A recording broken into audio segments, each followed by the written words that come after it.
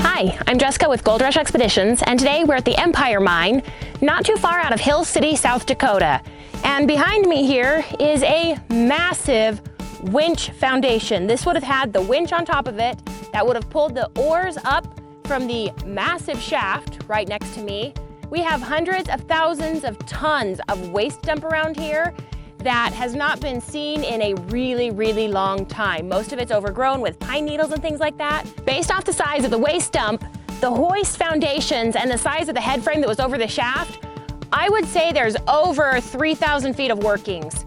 Now, this mine has not been worked in a really long time. It was abandoned because of the Depression and because of the War Acts, and from what I researched, it has not been worked since. Looking through the waste piles, I see lots of iron, quartz, gold, pyrites, and garnets. It's actually beautiful, and it is all over the place. Now, these are the main workings right here, which is going to be the biggest, but they also have tiny digs all throughout this mountainside, and we're going to put a block of claims on this so that when you own this mine, not only do you get the giant shaft, you're also going to get all the prospects that have all shown really good signs of gold.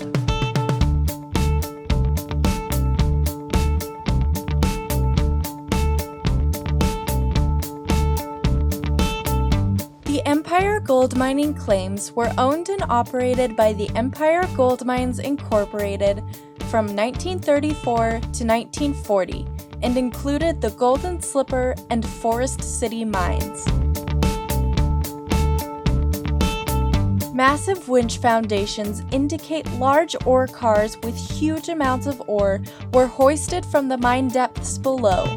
Below me here is the head frame, or what remains of the head frame of the Empire Mine. These things are massive. Just by the sheer size of the supports tells me that this head frame was huge. And why was it huge? Because it had to pull lots and lots of ore out from this massive mine. Now, this hasn't been maintained in quite a few years, so it's going to have to take some work, some really strong effort to come out here to rebuild this head frame, to rebuild the winch foundations, to rebuild the winches, to put everything together to get this mine working again. It's not going to be an easy feat. Plus, number one, you're going to have to get the road reopened because it's been blocked by rocks, but that's a whole nother thing. I believe the opening is right below me. It's just kind of sloughed in over the years. Not sure what's down there exactly. That's for the claim owner to find out, but I can tell you it's probably amazing.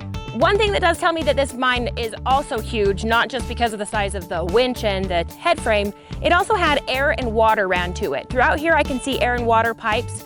And then it looks like there was a milling building back here. It could have been just an assay house. So either they were processing right here on site, or they had an assayer right behind me that was bringing up ores and testing them to see what the viability of the mine was.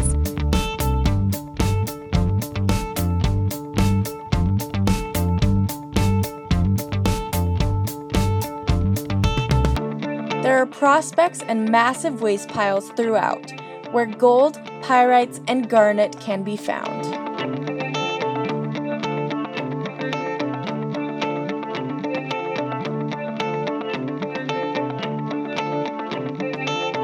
This mine has not been worked in around 70 years, since the War Act. What does that tell me? Well, first of all, the price of gold has gone up tremendously since the 1940s. And the ways to recover gold out of waste dumps and mines, things like that, has also become incredibly efficient these days. So what I know is that this mine still has a lot to produce and a lot to get out of it.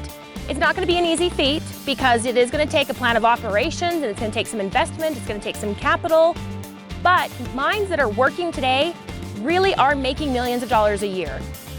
So in the 1970s, the USGS came up here and they took a grab sample. So they grabbed some ore from the waste dumps, which are waste dumps. This is what the miners were discarding and tossing aside.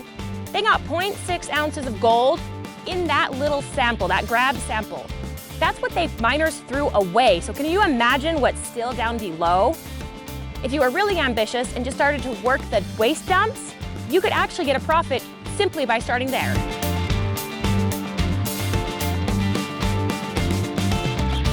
The claims were large and successful enough to warrant a massive ore bin, a mill workshop, and other buildings. Behind me there, That is a massive ore bin. The timbers on that thing are huge. Again, another reason why we know this mine is massive. So that's it for the Empire Mine. For more pictures and more videos, visit our website, www.goldrushexpeditions.com. For Gold Rush, I'm Jessica, and we'll see you at the next site.